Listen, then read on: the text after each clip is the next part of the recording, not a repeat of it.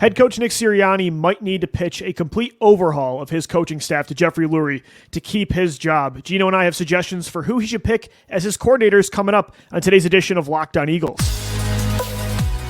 You are Locked On Eagles, your daily Philadelphia Eagles podcast. Part of the Locked On Podcast Network, your team every day.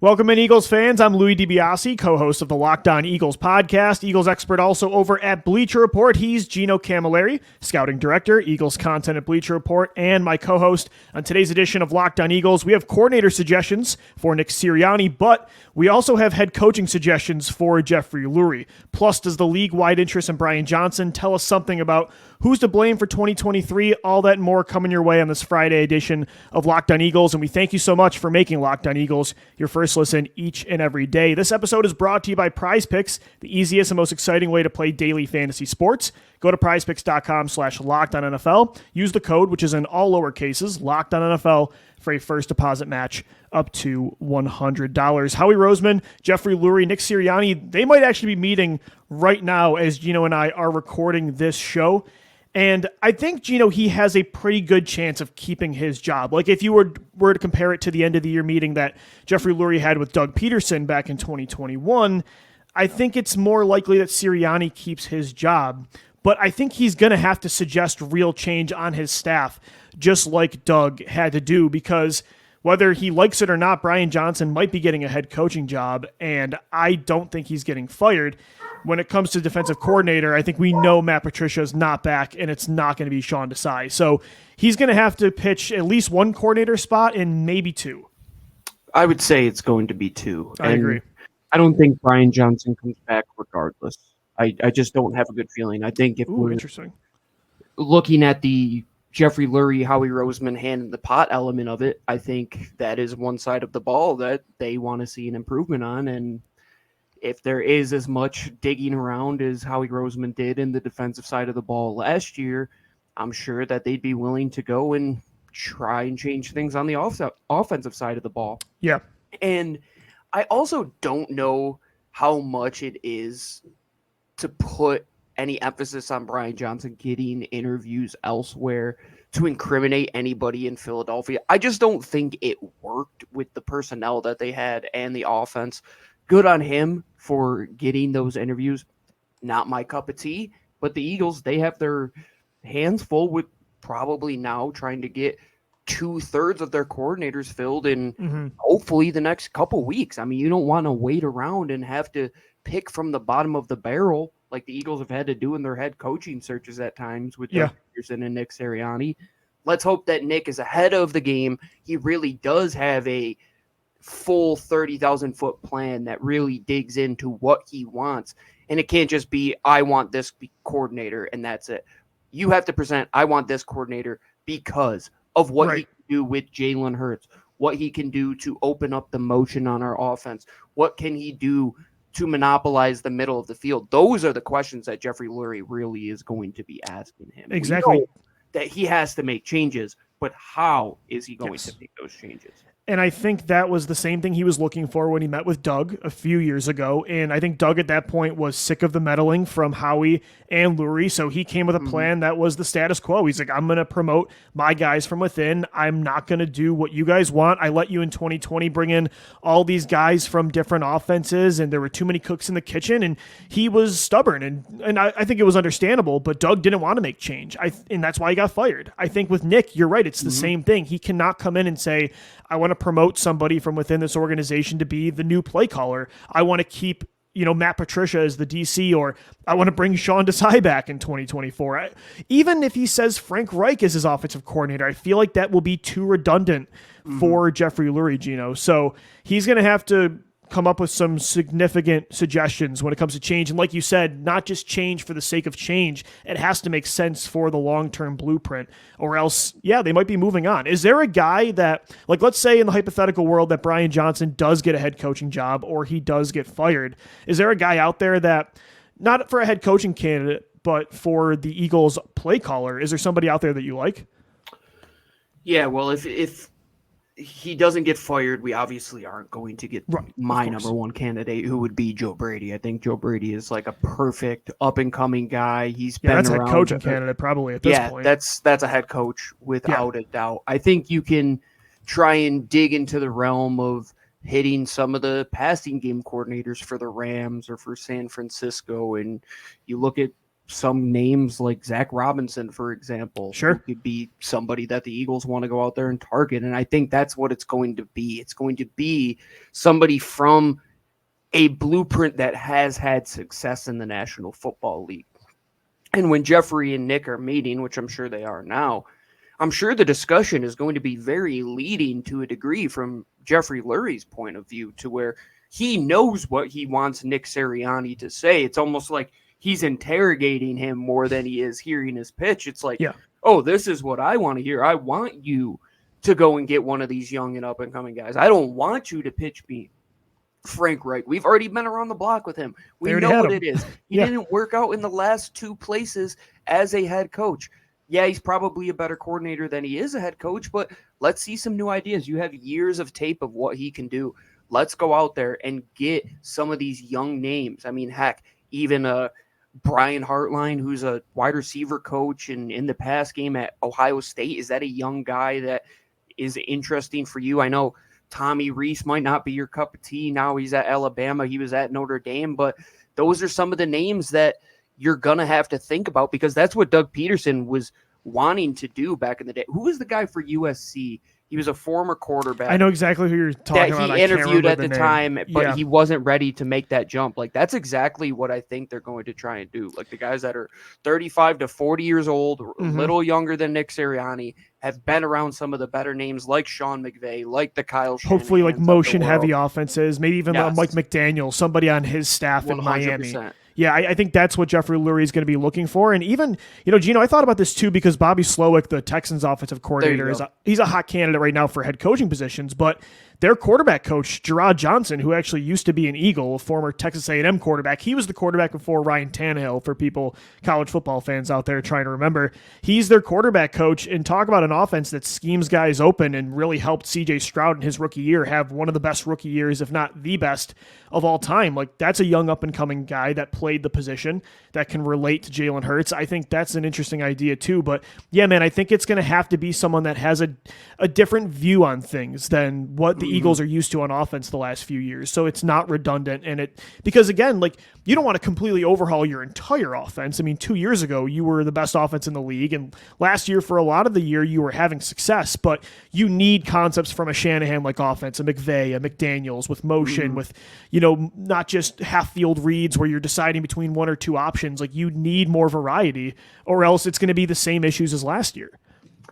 And that's the one scary part about Frank Reich is there too much of a interpersonal relationship already between Nick Sirianni and him for there to be that real reality check? And I brought up the idea of bringing in Frank to be like a third-party arbitrator to kind of look at this offense and be a consultant. I wouldn't mind that role at all for him, to allow him to stay in the game. And he's still a smart guy, but I don't think I personally would like him as my play caller, and I don't think Jeffrey Lurie would as well. But they also don't shy away from bringing in some of these senior guys. You look last year with Vic Fangio being on that staff. Who they wanted to be the defensive coordinator, right? Exactly. And we saw what happened this year. Would they shy away from something like that just to have a pull the plug type of button? But right now, I think guys like Zach Robinson, the passing game coordinator for the Rams, is a really good candidate, especially because you look at the type of offense that they run there with Matt Stafford, and you look at what they do down in Miami with Tua and Kyle Shanahan in San Francisco.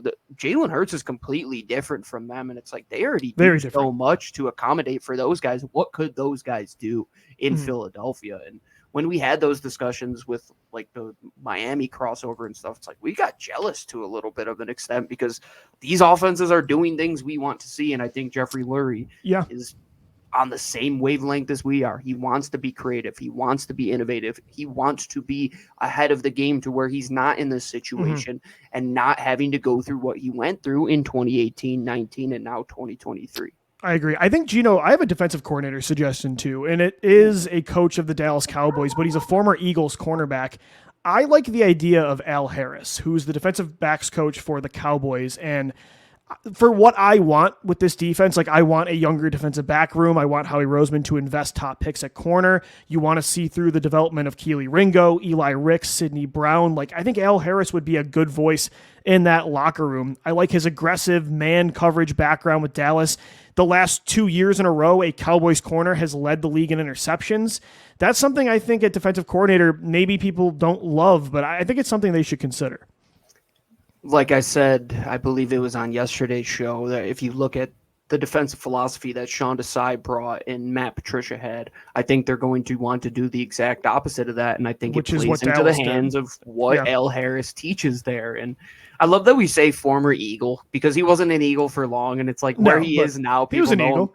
people know him more for what he did in Green Bay, but he also was in Dallas and he also was in Philadelphia. But at the same time, he's a very smart, up-and-coming defensive backs coach who could most likely be a defensive coordinator. And the report that Denard Wilson, your former defensive back coach, who is getting defensive coordinator interviews, Nick Sirianni didn't even want to interview him apparently for that defensive coordinator position. So, hey, now they're being reactive and it's time to pay the piper. So we'll see with these decisions and what Nick Sirianni pitches to him, because if not, man, it truly could be an upgrade at head coach right now. And seems like the Raiders, they went out and signed Antonio Pierce. That's one less team that is going to need a head coach. Would Jeffery Lurie make the ultimate decision in a year when there's so many guys out there that he could potentially get? He's thinking about it right now. And Gino, I think there might be better options out there, regardless of if they keep Nick Sirianni or not in 2024. We have suggestions for Jeffery Lurie for head coach coming up next right here on the Locked On Eagles podcast. Today's episode of the Locked On Eagles podcast is brought to you by eBay Motors. Passion, drive, and patience. It's what brings home a trophy, the championship. And what also does is keeping your ride or die alive. eBay Motors is everything you need to maintain your vehicle and level it up to peak performance, from superchargers, roof racks, exhaust kits, LED headlights, and more. Whether you're into speed, power, or style, eBay Motors has got you covered with over 122 million parts for your number one ride or die. You'll always find exactly what you're looking for. And with eBay Guaranteed Fit, your part is guaranteed to fit your ride every time, or your money back. Because with eBay Motors, you're burning rubber, not cash. With all the parts you need, all the prices you want, it's easy to turn your car into the MVP and bring home that win. So keep your ride or die alive at ebaymotors.com. Eligible items only. Exclusions do apply. eBay Guaranteed Fit only available to U.S. customers. This episode of LOE is also brought to you by our friends over at FanDuel. If you don't know what FanDuel is, it is the official sports book of the Locked On Eagles podcast, the entire Locked On Podcast Network, and heck, the biggest sports book in all of America. And right now, new customers, if you're an everydayer who hasn't gotten on the action yet, you will get $150 in bonus bets, guaranteed when you place a $5 bet on literally anything. Player props, live odds. You can do overs and unders. You can do anything. Get ready for the big game and put some futures in on that, who you think is going to win it, how long the national anthem is going to be. You can do all that over at FanDuel. Go to FanDuel.com/lockedon. That's LOCKEDON and make your first bet a layup. Once again, go to FanDuel.com/lockedon. Put a $5 bet in, get $150 back in bonus bets. FanDuel, the official partner of the NFL and the entire Locked On Podcast Network. We thank you so much for making Locked On Eagles your first listen each and every day. Guys, Locked On has launched the first ever national sports 24/7 streaming channel on YouTube. Locked On Sports Today is here for you 24/7, covering the top sports stories of the day with the local experts of Locked On, plus our national shows covering every league. Go to Locked On Sports Today on YouTube and subscribe to the first ever national sports 24/7 streaming channel. Right now, as we're doing this show, I believe Jeffery Lurie is still meeting with head coach Nick Sirianni to decide his future and the Eagles' future at head coach. And while, again, Gino, as I said earlier in the show, I think if I had to put my money on it, Sirianni's back in 2024. I like the options out there right now, maybe better than Sirianni. I think actually definitely better. I think when you look at a couple names we mentioned, like a Bobby Slowick from the Texans or a Lions offensive coordinator, Ben Johnson, I just think those are really impressive prospects that actually call plays and have a track record of scheming open players. It's not just your personnel carrying you. They're young guys. I think they fit the mold of Lurie's traditional coaching style. I don't know. I think this is a good crop of coaches for what the Eagles normally look for. So the way I'm looking at it is, one, would they hire a defensive-minded head coach at all? And I don't can't think see so. it. I think that eliminates Belichick. I think that eliminates Vrabel. I think that eliminates those guys. I think right Belichick would be bat. the only potential exception just Yes. because he's Belichick. Yes, just because of the track record. Yeah, I mean, that's it. I mean, if you have the option, you let Bill pick an offensive coordinator for sure. Two, when they pick this offensive-minded head coach, do you believe that, one, Nick Sirianni can make a choice out of the pool of guys that we mentioned prior, right, that could be on par, if not better than what you believe? But to that, you also have to put the option that they could be gone in a year from now if you hire that person. And then three, do you fire him, and what is your choice moving forward? I don't like Ben Johnson simply because it's such a boring name. I'm kidding. But, like, no, Ben Johnson, it's not like Jim Bob Cooter back in the day with Detroit. Yeah, JBC, man. Gotta love him. But, no, I think Ben Johnson is right up that alley of what you're talking about, man. Like, these hot names like Slowick as well, guys that have worked with young quarterbacks. I mean, Jared Goff a little bit older. But Goff isn't a creator, Gino, and look at Johnson, how that he offense schemes. is crazy good. Exactly. And it uses the run game well in a way that I think would entice Jeffery Lurie, because I know that they don't want to get away from that. And it's an offense that, like I said, Jared Goff isn't an athletic quarterback. What could these guys do with that creativity element, which is Jalen Hurts? And if Nick Sirianni cannot put together a plan, or cannot find a guy that can put together a plan, you're going to be left with that third option. And frankly, we talked about the variable that is least likely to change. I'm with you. It's like, if you could get one of these guys to truly hunker down and him and Jalen Hurts grow together and they are the offense, that is your pitch. Because right now, like, what is the pitch? It's Jalen Hurts. Nick Sirianni isn't part of the blueprint. He isn't part of the sales plan. He's trying to pitch himself to be part of that blueprint. Right, Lou? And I know this is going to sound crazy. I think it was Colin Cowherd the other day, but he said, with all of these coaches out there right now, where would Nick Sirianni fit in if he was a candidate for the rest of the league? It's a great question. If I'm being honest, he would not be a top 3 candidate. Would he even be top 5? Because I think I would take Slowick. I would take Slowick. I would take Ben Johnson. I would take Jim Harbaugh personally over Nick Sirianni, although that one's a little bit closer. I honestly, at this point, and maybe again, it's recency bias, but a Joe Brady, I think, is going to be, if he doesn't get a head coaching job this year, you mentioned him earlier, and me and you have talked about him on the show a lot, because back when they fired Doug, he was a name that we brought up when he was coming out of LSU. He was with Carolina as their offensive coordinator, worked with Joe Burrow. Now he's worked with Josh Allen. He really helped turn things around for the Bills, who have won 6 straight, including that playoff game against Pittsburgh.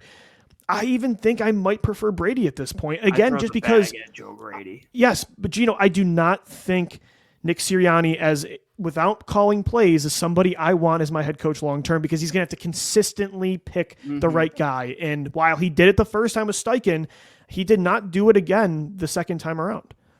And if the final seal of approval and sign off is your general manager and owner rather, then why is the head coach even part of the decision-making process in general? Right. And it's like, you have to get somebody that is accountable and tied to the decision-making process. And right now, it kind of feels like Sirianni's just a middleman to an extent, right? Like, he's just there because he's there. And once again, we're going to quote it, Lou.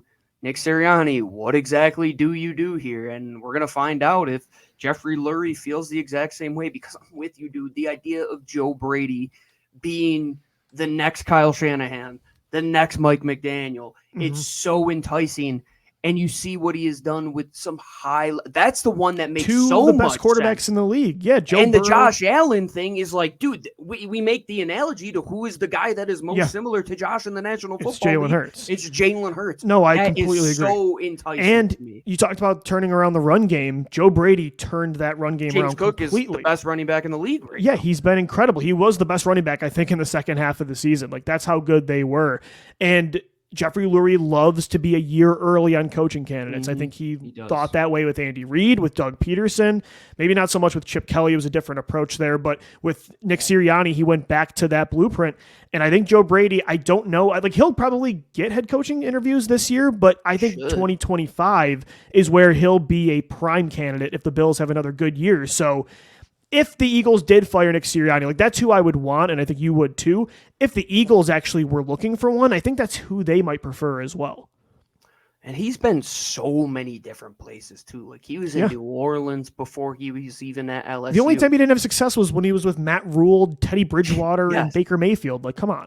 No, but he did have success, Lou. They had 3 guys go for over 1,000 yards at the wide receiver position. That's a fair point, actually. Yeah. So good point. Like what? There's your pitch. Yeah. Like we were talking about young with those quarterbacks. Yeah, it's a great pitch. There's your pitch. There's Joe Brady, and Nick Sirianni better be the best salesman on the field. He better pull out his best Western New York, BS his way through a conversation, because I don't see how, as much as I do like him and I do think he is going to be back, how do you present a plan that's better than those other guys? And that's because if it doesn't present you calling plays, I don't think there is a pitch that is better than that. Yeah, I'm not saying Nick Sirianni, if he's the head coach next year, is going to come in and they're going to only win 4 games and he's going to be as bad as he was the second half of the year. But it's not about settling. Like, I think there are upgrades here, and there's a style of coach that we want. Continuity is what we are looking for. Is he the best guy for Jalen Hurts? Is he going to be one of the best offensive minds? Is he going to be one of the best play callers? We already know that's not true. So he's not going to be one of the best, and I think we know that. And that at least would be my decision. I don't know what Jeffery Lurie will do. But I think it's very telling, Gino. We're going to get into this coming up next right here on Locked On Eagles, and I think you kind of hinted at it earlier in the show what you think, but I think the NFL is telling us something about their thoughts on Nick Sirianni based on what Brian Johnson is getting right now with head coaching interviews. So we'll get into that coming up next right here on Locked On Eagles as we wrap up this Friday edition of the show. And guys, today's episode of Locked On Eagles is brought to you by Prize Picks Daily Fantasy. You're winning up to 25 times your money, I should say, this football season. All you got to do, select 2 or more players, pick more or less than their projected stats, and place your entry. And guys, with the basketball season also here, you can now pick combo projections across football and basketball from their Specials League. It's a league created specifically for combo projections that includes 2 or more players from different sports or leagues. So, for example, you could take LeBron James, and let's say you take Travis Kelce against the Bills at a 10.5-point combo of 3 points made and receptions. It's awesome. Want to play alongside some of Prize Picks' favorite players like rapper Meek Mill, comedian Andrew Schultz? You can now find community plays under the promos tab of the app to view entries from some of the biggest names in the Prize Picks community each and every week. Prize Picks, they're changing the game. They even offer a reboot policy so that your entries stay in place even if one of your players does get injured. So for football and basketball games, if you have a player who exits the game in the first half and does not return for the second, that player is rebooted. PrizePicks is the only daily fantasy sports platform with an injury insurance policy. So go to prizepicks.com/LockedOnNFL. Use our code LockedOnNFL for a first deposit match up to $100. Once again, that's prizepicks.com/LockedOn. Use that code LockedOnNFL for a first deposit match up to $100. PrizePicks, daily fantasy sports made easy. All right, Gino, we're wrapping up this Friday edition of the Locked On Eagles podcast, and let's get into Brian Johnson because it's an interesting situation here. We both did not like the job he did in 2023, even with the reports of Sirianni sometimes butting in on play calls. I just think the majority of the time we didn't love the calls. We didn't love the logic for even when they were 10-1, like we kept saying they were winning in spite of coaching. They were winning in spite of play calling. We saw that with the red zone. We saw that with short yardage situations. But yet Brian Johnson's getting head coaching interviews. He's had 3 already with the Atlanta Falcons, the Tennessee Titans, and the Carolina Panthers. Like, do you think that's telling of what the league thinks of Sirianni? Because, I mean, Johnson we thought was terrible, but the league is interviewing him right now to run their offense. I mean, clearly we just don't know what we're talking about between Jonathan Gannon last year and Brian Johnson this year. There has to be something in Philadelphia that we don't know. That's a good point. I mean, is it that much of an indictment on Sirianni that people are like, nope, we're going to hire all his coordinators? Like, he's the problem. I would like to see where he would go if he isn't in Philadelphia. Yeah, I agree. Because if he doesn't get, like, offensive coordinator interviews and he has to go back to being a position coach. I think that would be a big indictment on him. And does he even get more head coaching interviews? And heck, if the league likes Brian Johnson, go ahead. Hire him away from Philadelphia. Yeah, see, I agree, Gino. I think Sirianni was the main problem, but Brian Johnson was too. I don't think he is like quietly this offensive genius Kyle Shanahan type that was being muzzled by Sirianni. Like, come on. There's no way Sirianni was butting in on every single play call saying, no, don't do it. Like Johnson has this completely different offense he wasn't able to unveil last year. I have a hard time buying that. I think a lot of the concepts you saw, empty set, as many QB draws as you saw, that's what Brian Johnson did at Florida. Like, that was his bread and butter.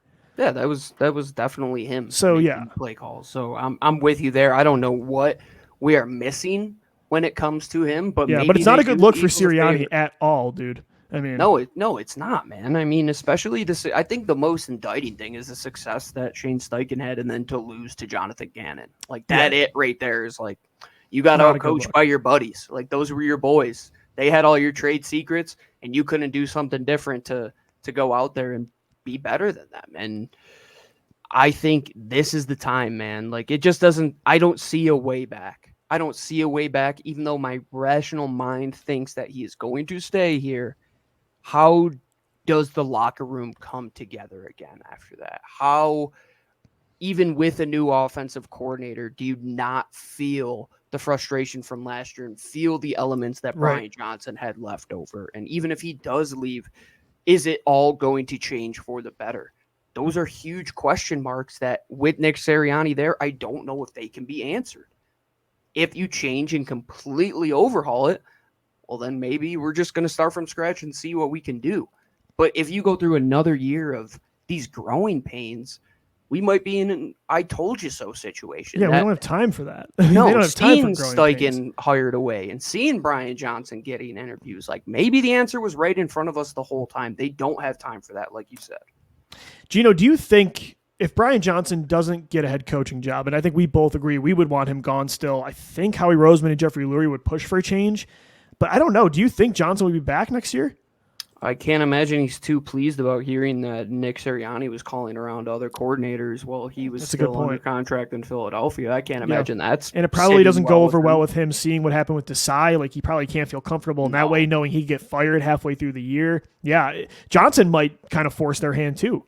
Yeah, he might want to be out, much like Denard Wilson. Does he make a Deuce Staley like lateral move? I mean, interesting. I don't know. Ooh, that is quite it. Now, there's another guy that I would be intrigued with bringing back as a coach. He's one that I don't know if he would be your head coach, but I think bringing him back in some capacity would be pretty good for the culture. But Nick Sirianni, I want to know the plan. Like, even if we don't see him go, what did he present to Nick Sirianni? Because if it was he was the brains to the offense and he was what we thought Brian Johnson was, well, then we have our answer. But if we know it was Brian Johnson and Brian Johnson's going to do the Eagles a favor by finding a job elsewhere, well, now we go back to that option number 2, which we presented. Can Nick Sirianni bring in that guy? Or are we at option 3, Lou, where we have a whole new bonus episode for you tomorrow because Nick Sirianni's fired? He's meeting with Jeffrey Lurie as we speak, so maybe we'll know by the end of tonight or by tomorrow. If we do, we got you covered right here on the Locked On Eagles podcast. Thanks so much for making us your first listen each and every day right here on the Locked On Podcast Network. Guys, want to let you know we've launched that national sports 24/7 streaming channel on YouTube. Locked On Sports Today. We're here for you 24/7, covering the top sports stories of the day with the local experts of Locked On, plus our national shows covering every league. Go to Locked On Sports Today on YouTube and subscribe to the first ever national sports 24/7 streaming channel. For Gino Camilleri, I'm Lou DiBiase signing off. As always, thank you for downloading, thank you for watching and listening, and let's go Birds. Fly, Eagles, fly.